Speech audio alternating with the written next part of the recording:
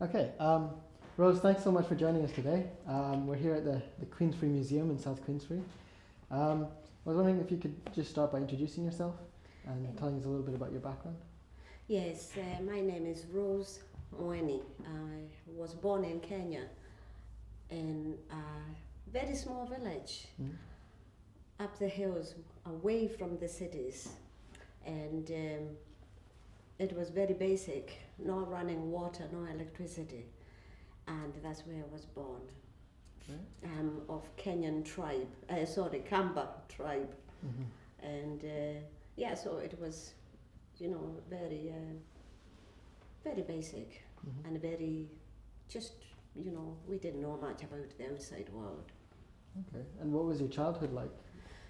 My childhood, as far as I can remember, it was, I had a lot of helping out. There was I never really had playtimes or anything like that. Basically, we had to use firewoods and go over the water and go work in the farm. So basically, I was always helping my mum, as far as I can remember. And schooling was? Schooling, I didn't start school until I was about 11. Okay. And I went to school just for 2 years. Oh, right, okay.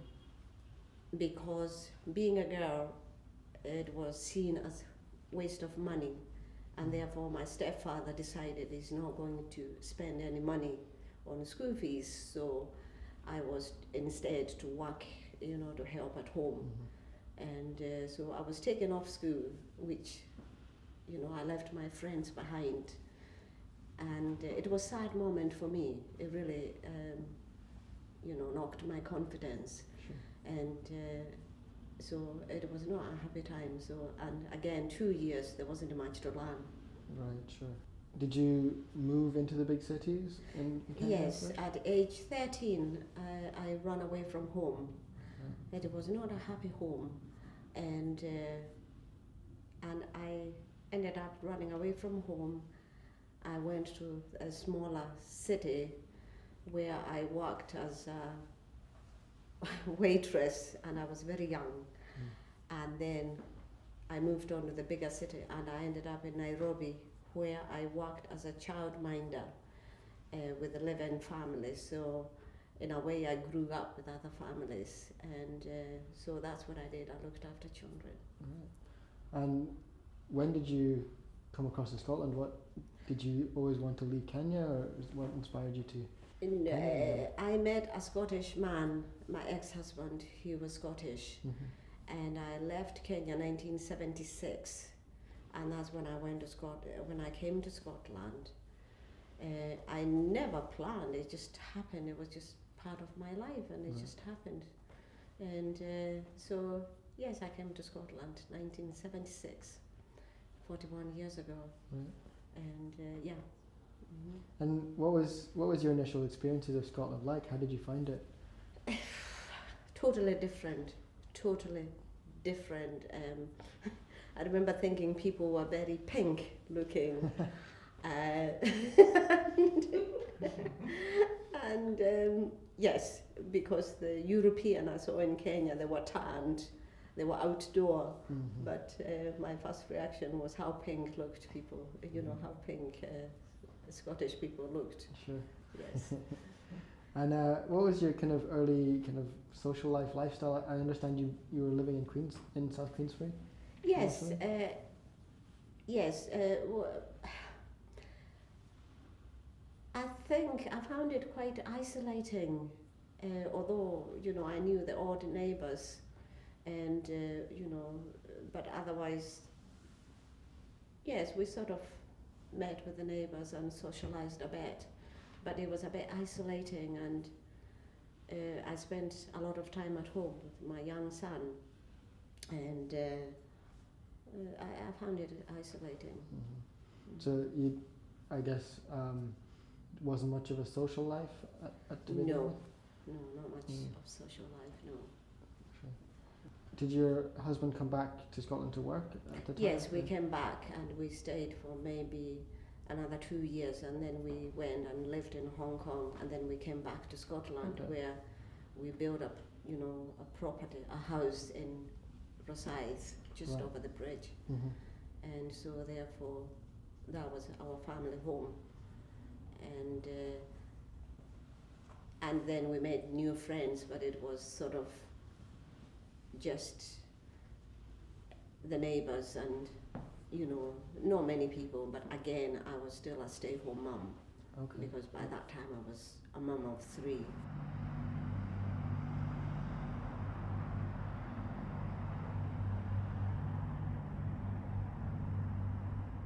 Why don't you explain to me about the hairdressers here?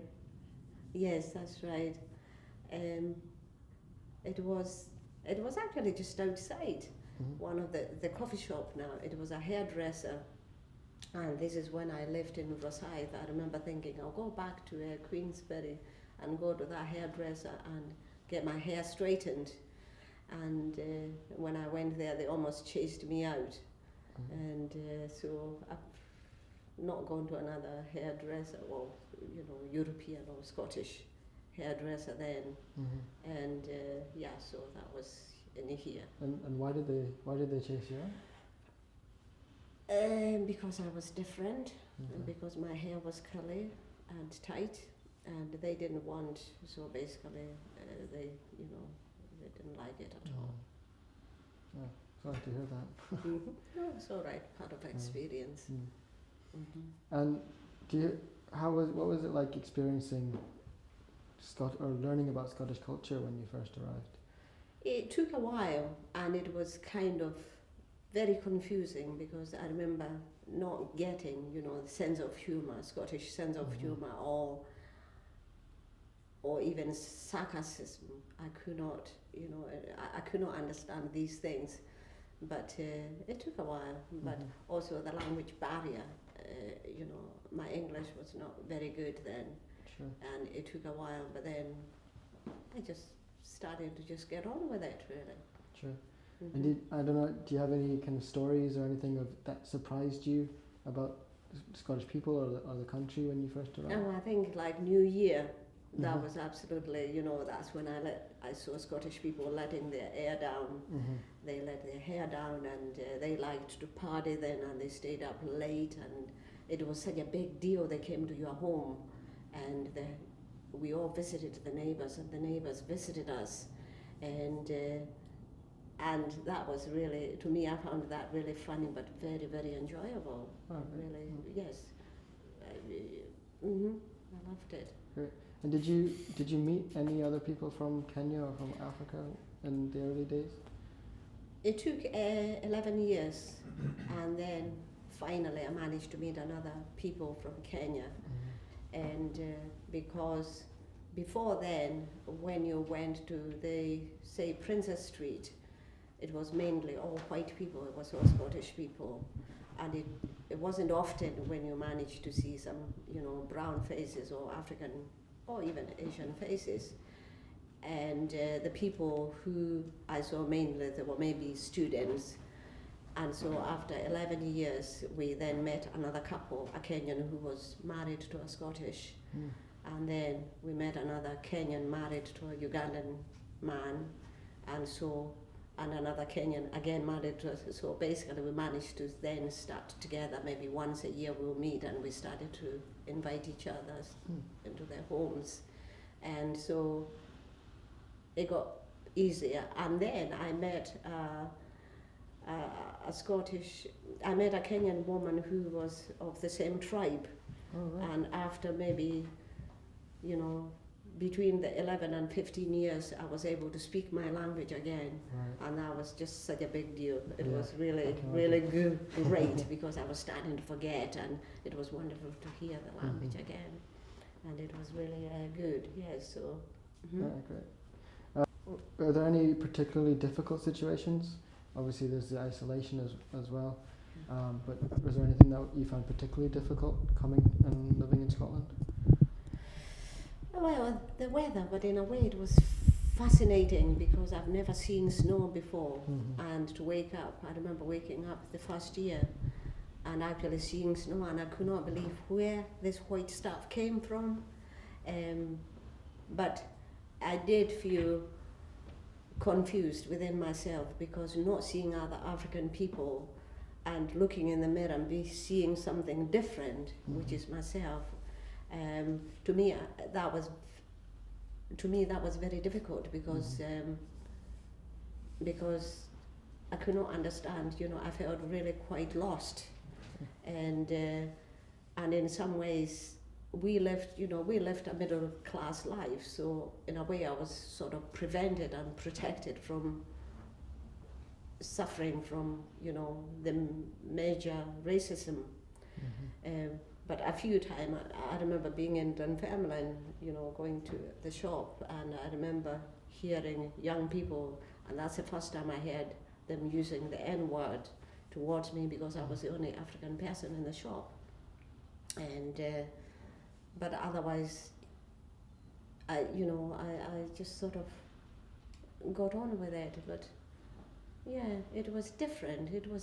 I think it was inside rather than on the outside. To me, that was my difficulties. And but I just sort of got on with the living. Yes. And do you have any particularly happy memories from that Yes, time? Christmas time. Yeah. Christmas time, because I've never seen Christmas tree before. And my first Christmas, I spent all the time looking in people's windows and noticing all these amazing, beautiful colors. Christmas was not like that in Kenya, and in the village again we never had Christmas trees. So to me, I remember feeling like a child and truly experiencing the magic of Christmas. And but also, there's a lot of wonderful people that were, the Scottish people, the relatives, and I loved them, and I loved to hear their accents, and the old grandmother who came from up north, and she was so welcoming to me, because when I arrived in Scotland, I was very nervous, and I remember arriving in Edinburgh, not wanting to leave the car, because, just although we had arrived, I'd rather the car continued just going, and I was very nervous, and yet she came to the car and took me in the house and welcomed me, and it was really wonderful welcoming, and she was wonderful. They were wonderful people, and so therefore it was all a new experience to me, a really new experience in life. So yes, it was. Great. Good to hear.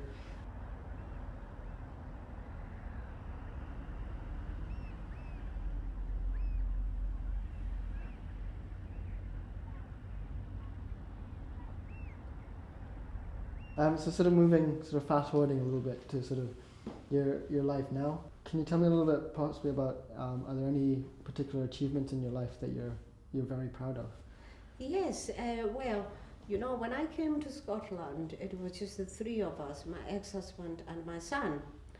And today, sitting on a Christmas day, on our dining table, sometime we're sitting at 11 people, 11 of us, including my grandchildren. I've got 4. To me, that is my achievement, because I've got my family that I love dearly, and we're all mixture now of all many races, and I'm just so proud. I feel content. I feel like I've seen it all. I've seen the changes also, in 41 years. I remember when Scotland was very different. Princes Street was very different. And now there's so much mixture and nationalities. But I'm just so proud of my family. I feel that, yes, I'm very grateful in my life to have had a chance of actually getting to live all these experiences. It feels like it's been 3 lives in one. Oh, that's great. And are you still living in Rosyth? No, I'm now in Livingston. We are actually all near together. Again, the way life happened. I do miss my home in Rosyth, but we've sort of just grown and sort of changed, and we're all moving, although my heart still belongs in Rosyth in a way. But changes have occurred, and again, where we are quite happy. We are near together, near each other. I'm near my kids, and again, it's just another new beginning. True. And yeah. So how long have you been in Livingston? I've been there 9 years now, Right. although it doesn't seem that long. And again, it is just all quite different, although I still prefer, Rosyth, but Right. it doesn't matter. We are near together, we are Okay. near each other. Great. Do you engage sort of your family and close friends with your own Kenyan heritage as well? Yes, at least once a year, about Christmas time, we do meet for our Uhuru Day, and we have a party, and we enjoy our foods, and we get together, and we're all in close contact. We are all, things are so much different than they were in the past, and of course our children have all grown up, and they're all friends with each other. So yes, I'm proud to say that things have changed completely. It's not like the old days. So yes, we are in touch, and it's so much better now, so much better than the old days. There's no isolation anymore. We are so much in contact, and technology has changed as well. We, with the Facebook and all that. And when the children were growing up, did you make a conscious effort to teach them of their Kenyan background and keep Kenyan culture within? Yes, they actually been to the village a few times, and unfortunately, I wish I've taught them the language, but they know as much as they can. I've cooked them Kenyan food. They love my Kenyan stews and chapatis and semas, and they've had sugar canes when we went home. They've all tried all these kind of things. And they've been they've seen the village like over there, and but unfortunately those days I think I was outnumbered, so I never really kept it going. So therefore that's a bit of a regret, but otherwise but they have been, not the grandkids, they wish to go sometime. And that would be good. Yeah.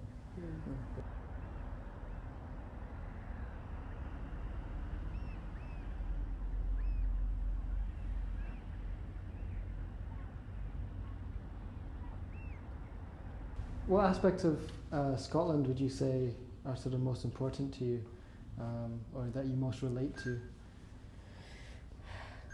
I think the past Scotland, when I see the old films, or when I see, I feel more drawn to like 1970s or 60s, because I remember Scotland with the less cars, and to me I feel drawn to then rather than actually now, although now it's also great in so many ways, but those days, the memories much more, it brings the memories back. And yes, I feel drawn more to like 1970s. Great. And is there any part of Kenyan heritage that you still hold dear, and you still? Oh, everything. You are what you are, and my roots are my roots, and no matter what, I always think about it, sometime when I go to sleep, I can actually see the village, I can see my rivers. We had 2 rivers on either side of the road, and so basically it lives with me. It's like I live 2 lives on every day. Right. Yes. Sure. And have your feelings about Scotland changed over the years? Not at all. Not at all. No. I still feel very comfortable. There's so many ways I feel very. I've been in Scotland longer than I've been in my own country. So therefore, this is my home. Sure. This is my home. And do you feel Scottish at all? In some ways, I do. On the inside, although on the outside, every so often you're still reminded, because you ask questions like, "Are you visiting?" And it's quite weird when you've been a place for 41 years and you're asked if you're, whether you're visiting, Mm-hmm. and so therefore I'm always aware that I'm different, Mm-hmm. but on the inside, you know, and in some ways it gives me confidence. In other days, it's a mixed feelings. Mm-hmm. It's very mixed Sure. feelings. Mm.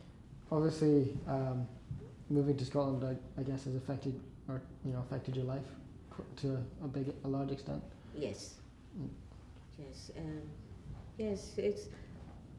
I count myself lucky to have experienced life like this, because when I came to Scotland the first time I went back to Kenya, I remember teachers coming to ask me about what it's like to be in a plane, because I'm an educated girl, and yet, you know, to have had a chance of travel the world, and teachers there, they come to ask me about Scotland, about, you know, does the land have grass?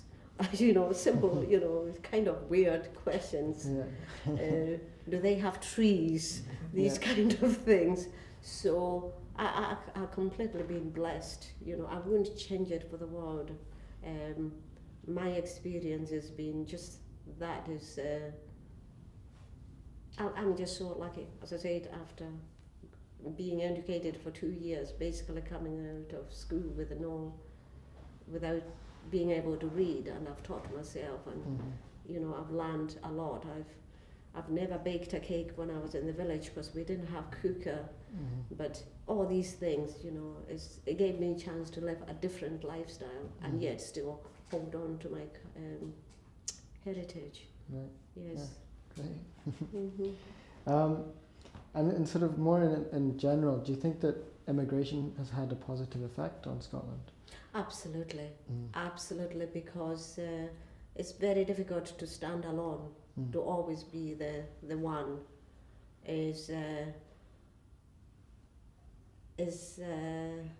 Mentally, it can do things to you. You can become lost. So I absolutely, especially for young people, to be able to see people or they are kind, to me is very positive.